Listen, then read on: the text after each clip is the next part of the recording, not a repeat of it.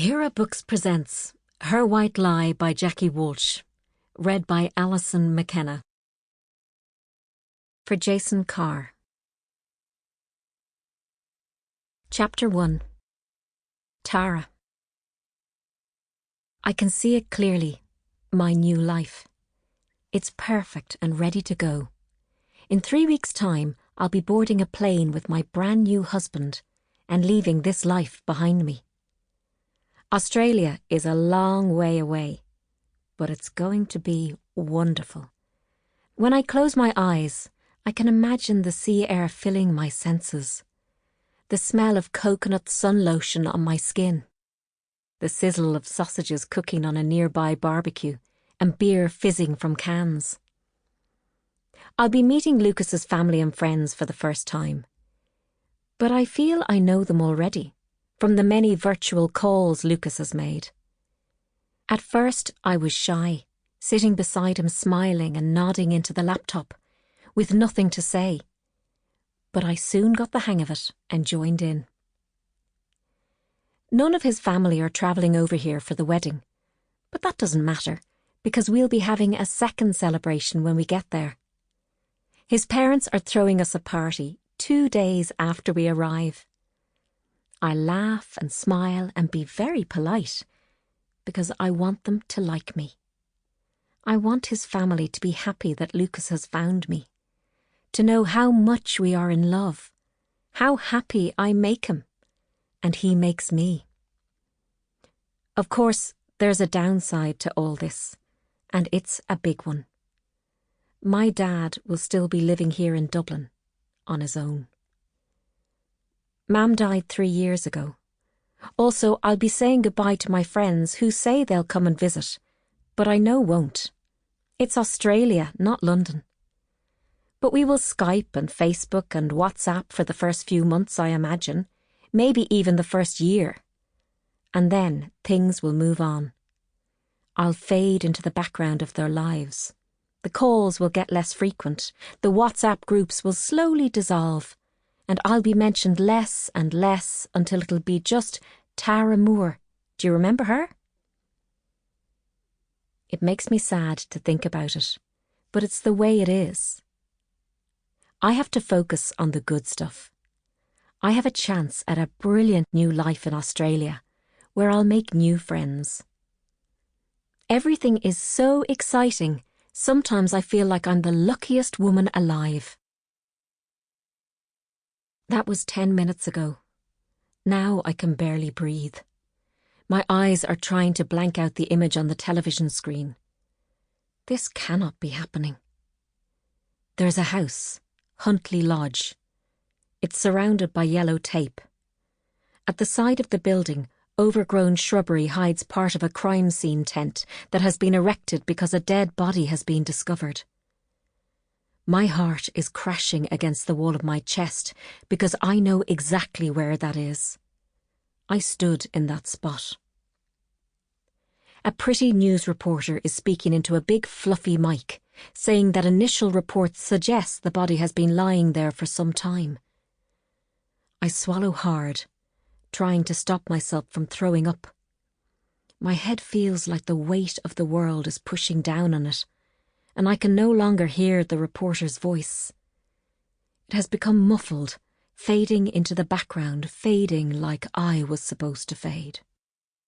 Rooted to the spot, I feel the chains of my past gripping tightly.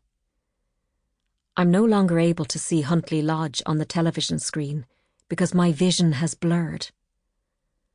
All I can see now is my beautiful new life slipping away from me. Chapter 2. Are you okay? Lucas calls from the sofa.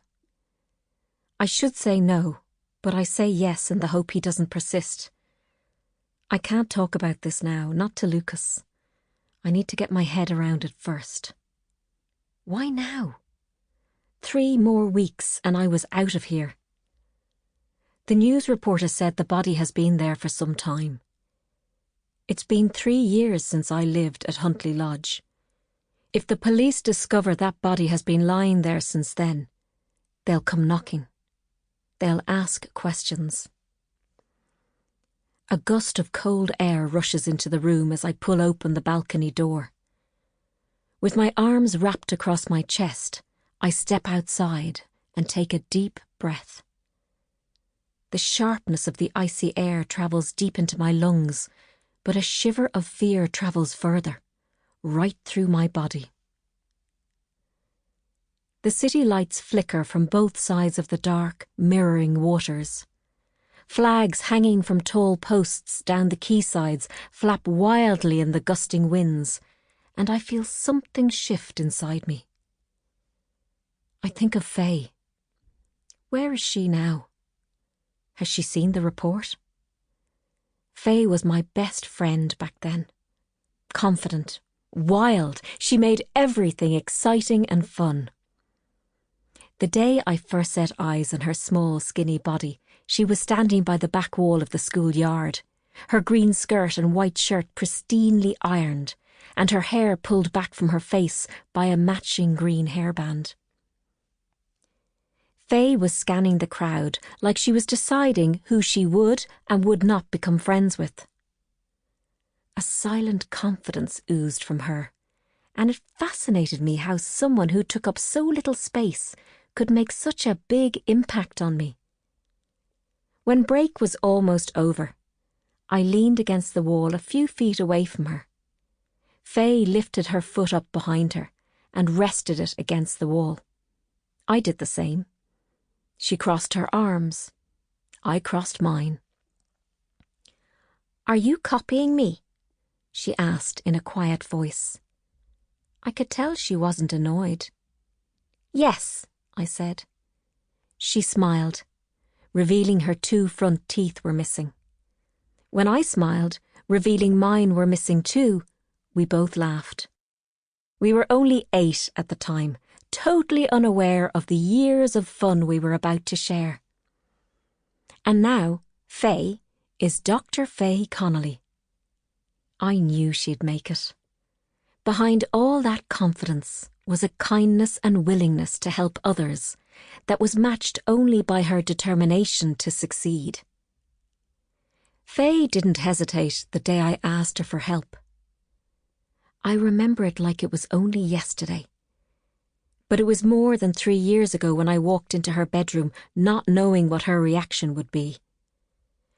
Faye was in the middle of exams at the time and was studying at a makeshift desk Andrew, her boyfriend, had put together for her. I can still feel the comfort from her gentle smile as she offered to do anything she could to help me. Faye made it seem like it was no big deal, but it was, especially for her. "Come in out of the cold," Lucas says now, sticking his head out into the elements and pulling me out of my memories. His soft blue eyes squint in an effort to avoid the ruthless cold wind that hits him in the face. The man was reared on sunshine and surfboards. Embracing this weather seems crazy to him. "I'll be in a minute," I say. Wrapping my arms tighter around myself, I watch the dark clouds hurry across the sky. The bright moon highlights their journey.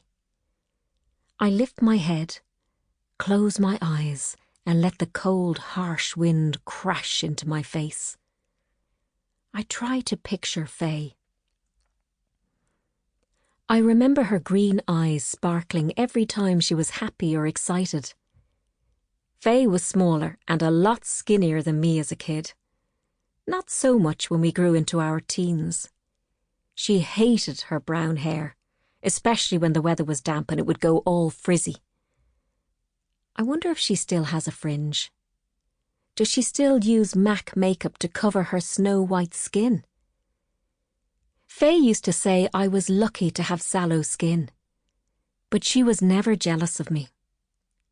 Having Faye as a friend was very special, and it took a lot of getting used to when she ended it so abruptly. It's something I could never get my head around. Her walking out on me the same week my mother died. My 2 best friends, gone. The pain. Sample complete. Ready to continue?